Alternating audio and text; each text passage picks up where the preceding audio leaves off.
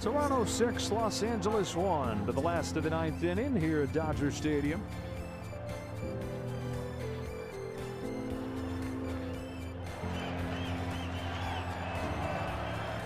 And the Blue Jays are headed home, one win from a championship.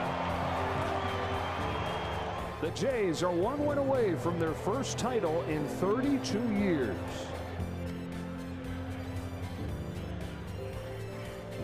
Yeah, game 5, when the game was over, kind of took my time to get off the field. Everybody knows the kind of the reason behind it.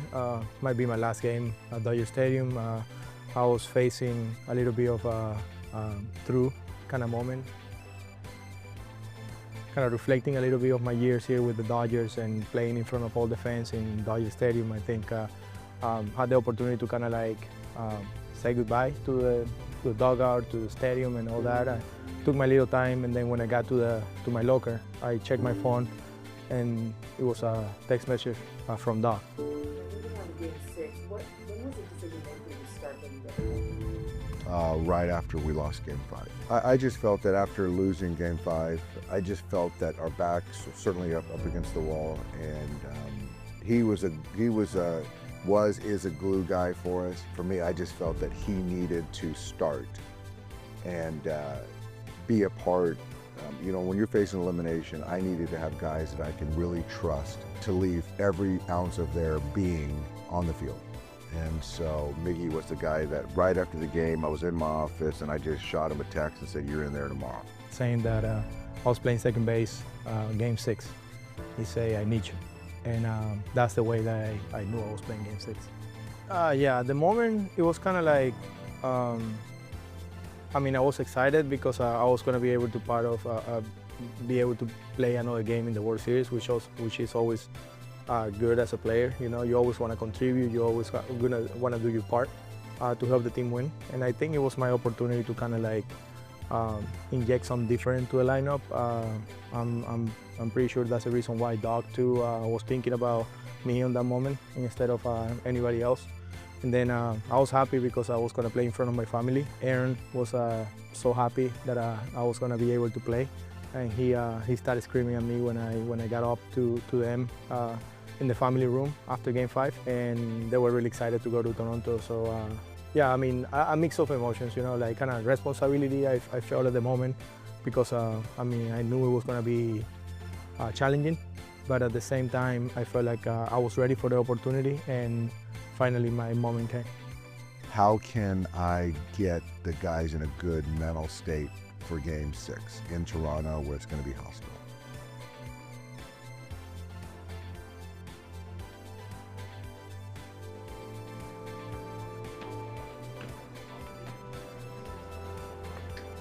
So then I sent some guys some text saying I wanted to give them that night off. I wanted them to relax, get to the hotel, reset for Game 6. And then shortly thereafter, I got a couple texts from players saying, we don't want to take the option, we want to practice, work out, and we've come too far to take an off day, to have an off day. We had essentially 2 must-win games, and I think the boys were just like, we're here. We're gonna grind together. We've made it this far together. It wasn't really about the workout. It was more just about us hanging out, being together. You know, just spending that time together, not having to be on, just because we knew what we were about to go through and the emotions that we were about to go through. So it wasn't so much about the workout as it was really just spending more time together. We played so many innings during this series so far. Before Game 6, we got to Toronto kind of late, and we decided to kind of like make that workout optional.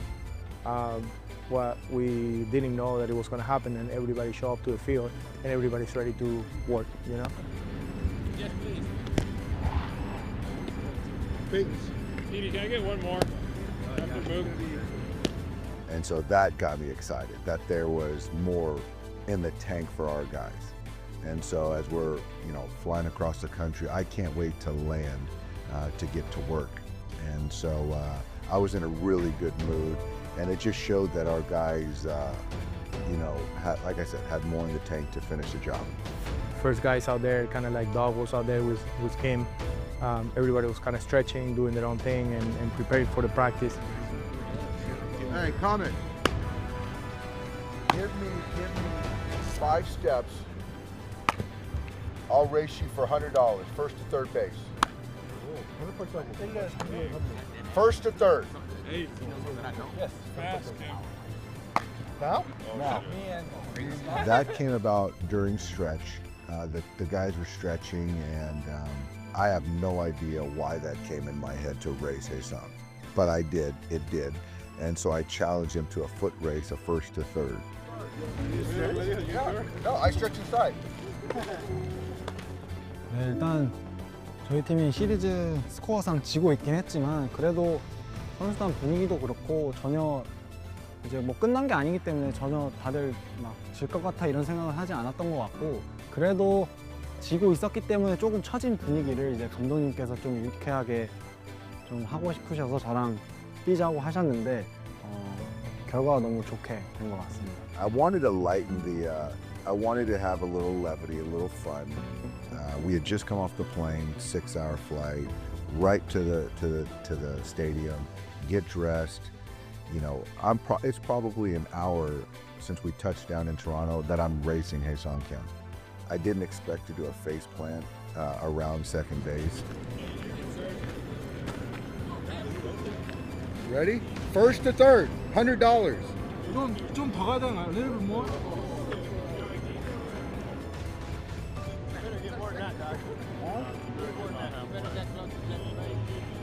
Ready? Ready! Go! Go!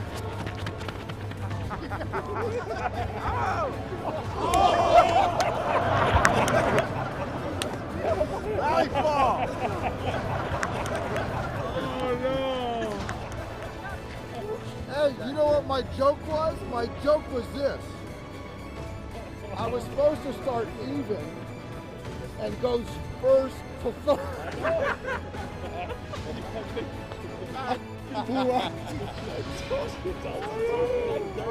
저는 정말 깜짝 놀랐어요. 왜냐면 일단 감독님이랑 시합을 했고 저는 열심히 뛰었는데 감독님이 갑자기 뛰다가 없어져가지고 무슨 일이야? 하고 봤는데 감독님이 넘어져 계시더라고요. 그래가지고 너무 좀 크게 웃었던 기억이 있습니다. And so I ended up having a blowout of my right hamstring. But everyone was laughing. Freddie said we needed that. Hey, Mookie, you missed it, man. Don't worry about it. There's a chance you'll see it on. There's a small chance you'll see it on the internet.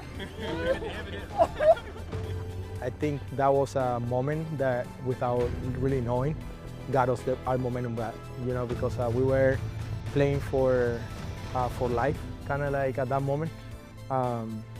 Theoretically speaking, I'm not saying like a baseball game should be related to kind of like life or death, but at the time we felt like we have some life back. With that moment, Doc kind of like putting himself out there to race with Kim and kind of like keep the momentum in our way. And I think it was a pretty important moment for us. I think it just kept us loose, you know, seeing him. If anybody was gonna be in some type of panic mode, it would definitely have been Doc, right? It's hard to lead a team, especially a team that's supposed to win, you know. And so he really just kind of kept things in perspective, like everything's gonna be all right. You guys just keep playing. I trust you. It showed how much he trusts us, how much he loves us, how much he believes in us, and it made it really easy for us to go fight for him. I think I did. Like, there's something I hit. For some reason, you didn't lift your But leg you know up what's amazing is that you think you're moving like better than you are.